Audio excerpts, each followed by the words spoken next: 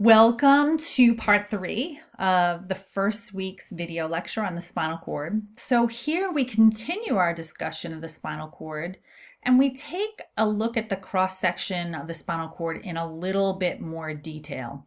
And you're seeing a really good picture. It's located on the bottom of page 304 in your lab manual. So let's make it a little bit bigger. Alrighty. So here we have taken a cross section of the spinal cord. The first thing I want to point out to you are the meningeal layers. You're seeing those really very vividly here. We see that dura mater, the arachnoid mater, and the pia mater. So those three protective meningeal layers. And we also see that in the middle of the spinal cord, there is a central canal. And in that canal, there is cerebral spinal fluid. We already talked about how the spinal nerves have, and they don't show it in this picture, but they don't show the ventral rami and the dorsal rami, but we do see a spinal nerve. And the first thing we see is this dorsal root ganglion. And at the very top of page 304, you see a blue table that gives you a breakdown of what each of these structures are. So the dorsal root ganglion you see is a bulge, and it contains the cell bodies of the sensory neurons. Remember, the cell bodies are the round part of the neuron, so they're kind of more chunky, which makes it easy to understand that that dorsal root ganglion is a collection of cell bodies. So we have that spinal nerve coming in. Our sensory neurons come through this back door carrying sensory in posteriorly, and the cell bodies of those neurons are collected in that dorsal root ganglion. And also we are seeing that dorsal root. As I said before, dorsal root is a branch that's carrying sensory information. Now, if you look at the cross section of the spinal cord itself, first of all, we notice that there's white, an area of white, and an area that's darker in color. So the area in white is called white matter. And again, if you look at what white matter is in that blue table, it is composed of myelinated and non-myelinated axons. So remember, myelin has that waxy white appearance, and that's really what gives the white matter its color. And it's organized in a very particular way. So let's break down that white matter first. We have an area of white matter that's located more dorsally, and that's called the dorsal funiculus. We have an area of white matter that's located out to the side, and that's the lateral funiculus. And then we have an area of white matter that's located more anteriorly, and that's called the ventral funiculus. And the way I like to think about these areas is I like to think of them almost as like elevators going up and down the spinal column, the spinal cord. So picture elevators, and remember, myelin helps sensory information or motor information travel quite rapidly. So if you look at those white columns, they are divided into something called tracks. And we'll get more into what those tracks are in a moment. But picture little elevators that take information up to the brain and down from the brain when you're thinking about that white matter: dorsal funiculus, lateral funiculus, anterior funiculus, or ventral funiculus. So that's our white matter. We also see a darker area, and it looks like it is in the shape of a butterfly. The little thin area is always the area that this helps you kind of determine that this is dorsal. So if I was looking at a spinal cord and I wasn't sure which was the front and which was the back, what was anterior, what was posterior, this butterfly always tells me what is anterior and what is posterior. So the thin part of the butterfly, that will always and forever be posterior. This more rounded, kind of chubby area in the front, that is always and forever anterior. So that helps me to figure out what's front, what's back. You will see that this area right here is known as the dorsal horn. And that is an area, first of all, I should say that this darker area is known as gray matter. And again, if you look at that box on the top of page 304, what is gray matter?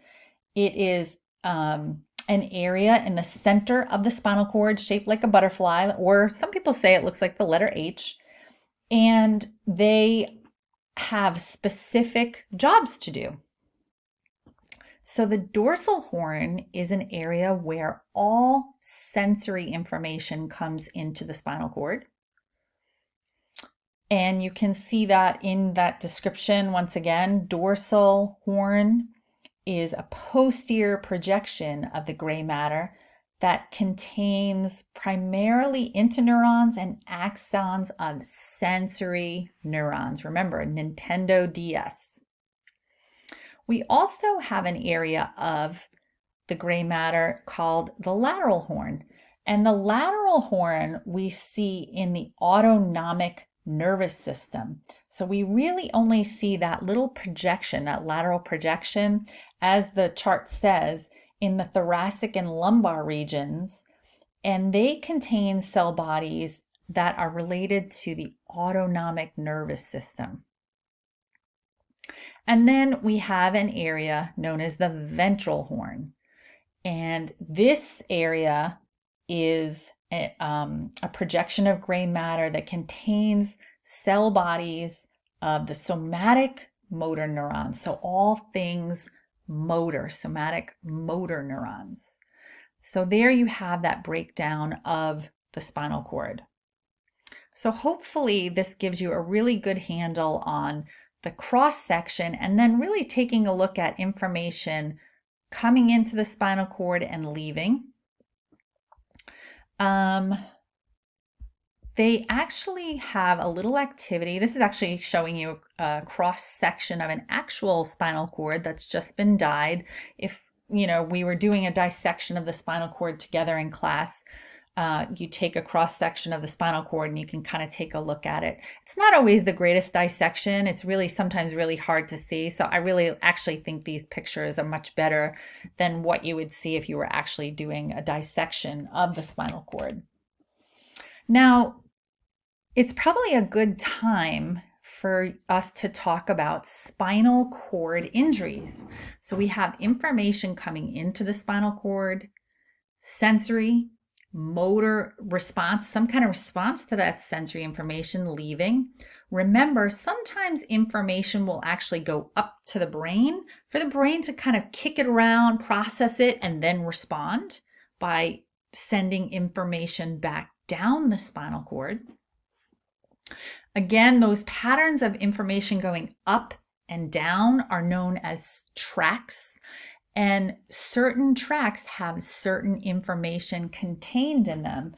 And on page 305, I'm not going to actually have you work through this information, but in PT school, certainly we have to be aware of what different tracks are contained in the spinal cord. So take a look at page 305 in your lab manual. For some reason, it's not I don't think it's bringing it up on my, let me see. I don't think it's bringing it up in my e-text for some reason. Let's see. Oh, maybe. There's your blue box. I think they switched it around a little bit. Here we go. So you're seeing that there are different, if we take a look at each of those each of the funiculi, you can see the funiculi are further divided into little tracks. And, thinking about like a train, you know how sometimes a train, if you think about Amtrak or the Long Island Railroad or the different trains, they have branches that go off to different cities. Well, that's kind of what's going on.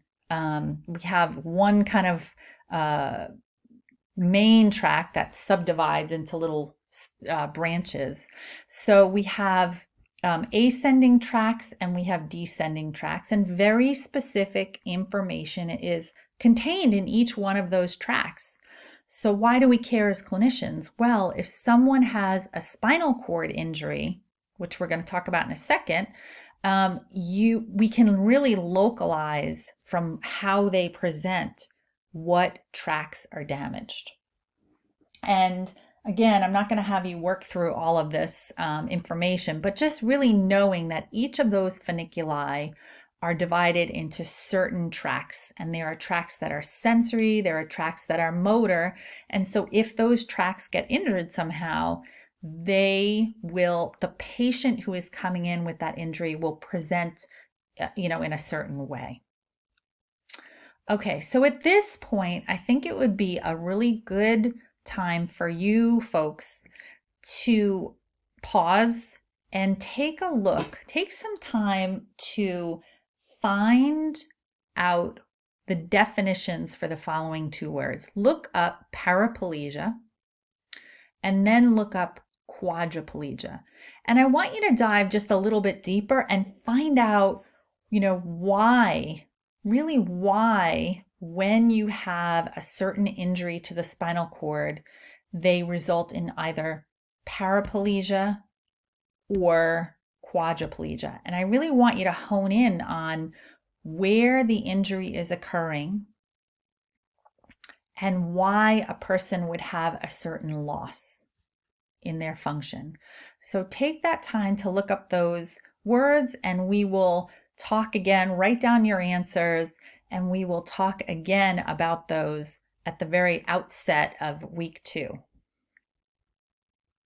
So at this point, we're going to pause part 3 of the video recording. We'll end it here, having you go ahead and work on those assignments. And then I'll see you back for part 4 in a while.